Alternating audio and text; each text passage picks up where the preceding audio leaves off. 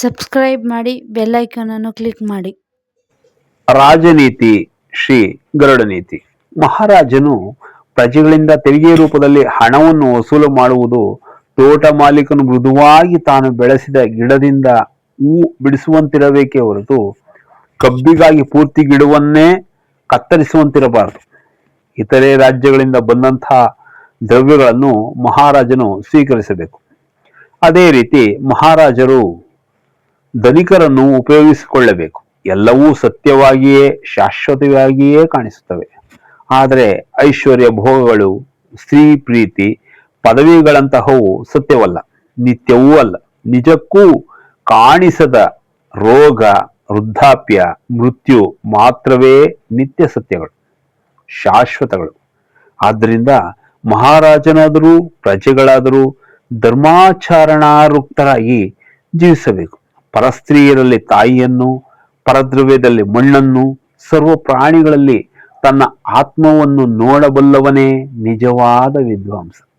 ಪದವಿಗಾಗಿ ಪ್ರಯತ್ನಿಸುವವನು ಆ ಕೆಲಸವನ್ನು ಜನರಿಗಾಗಿ ಮಾಡುವುದಿಲ್ಲ, ತನಗಾಗಿಯೇ ಮಾಡುತ್ತಾನೆ. ಅದು ಕರ್ತವ್ಯವೇ ಹೊರತು ಆ ಪದವಿಯಿಂದ ಬಂದ ಅಧಿಕಾರವನ್ನು, ಐಶ್ವರ್ಯವನ್ನು ಪ್ರಜೋಪಯೋಗಕ್ಕಾಗಿ, ಯಜ್ಞ ಯಾಗಾದಿಗಳಿಗಾಗಿ, ದಾನಗಳಿಗೆ ಉಪಯೋಗಿಸುವವನೇ ನರಕಕ್ಕೆ ಹೋಗದೇ ಇರುತ್ತಾನೆ.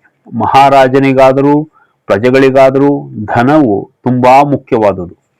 ಧನವಂತನಿಗೆ ಮಿತ್ರ, ಬಂಧು ಬಳಗದವರಿರುತ್ತಾರೆ. ಆತನನ್ನೇ ಮಹಾಪುರುಷನೆಂದು, ಸಮರ್ಥನೆಂದು ಹೊಗಳುತ್ತಾರೆ. ಧನವನ್ನು ಕಳೆದುಕೊಂಡರೆ ಅದೇ ವ್ಯಕ್ತಿಯನ್ನು ಎಲ್ಲರೂ ಬಿಟ್ಟು ಬಿಡುತ್ತಾರೆ. ಅಂತಹವನನ್ನು ಗಂಡಸೇ ಅಲ್ಲವೆನ್ನುತ್ತಾರೆ.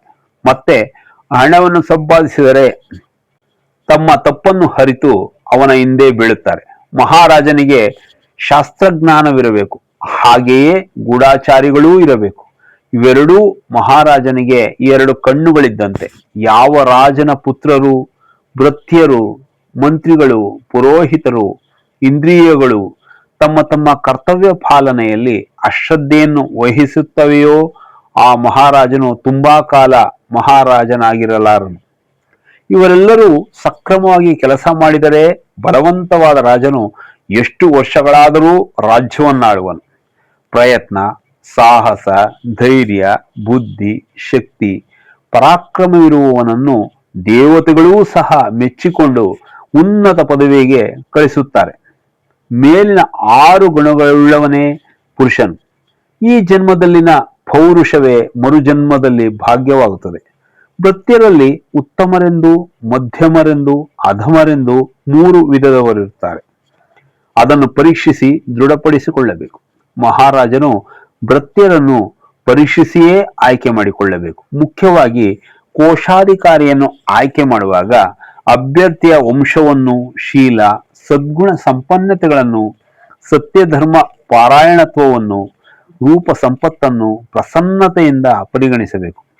ರತ್ನಗಳ ಬಗ್ಗೆ ಚೆನ್ನಾಗಿ ತಿಳಿದಿರುವವನನ್ನೇ ರತ್ನ ಪರೀಕ್ಷಕನಾಗಿ ನೇಮಿಸಿಕೊಳ್ಳಬೇಕು. ಬಲ ಪರಾಕ್ರಮಗಳೇ ಅಲ್ಲದೆ ಉತ್ತಮ ಯುದ್ಧ ವ್ಯೂಹ ರಚನಾಧ್ಯಕ್ಷನನ್ನು ಸೇನಾ ಅಧ್ಯಕ್ಷನನ್ನಾಗಿ ನೇಮಿಸಿಕೊಳ್ಳಬೇಕು.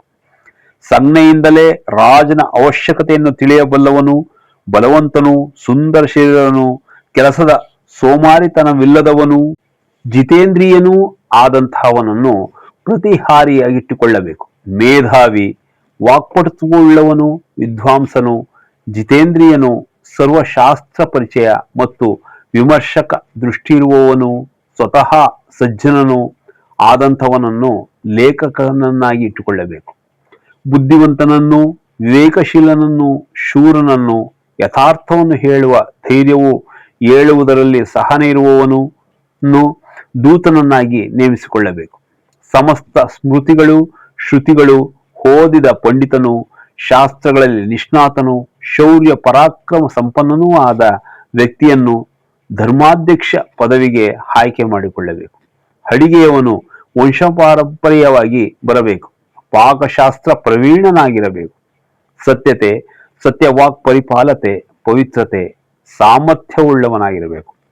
ಎಷ್ಟು ಅರ್ಹತೆಗಳಿದ್ದರೂ ದುರ್ಜನನನ್ನು ಯಾವ ಪದವಿಗೂ ತೆಗೆದುಕೊಳ್ಳಬಾರದು. ಅಧಿಕಾರವನ್ನು ಯಾರ ಕೈಯಲ್ಲಿಯೂ ಇಡಲೇಬಾರದು.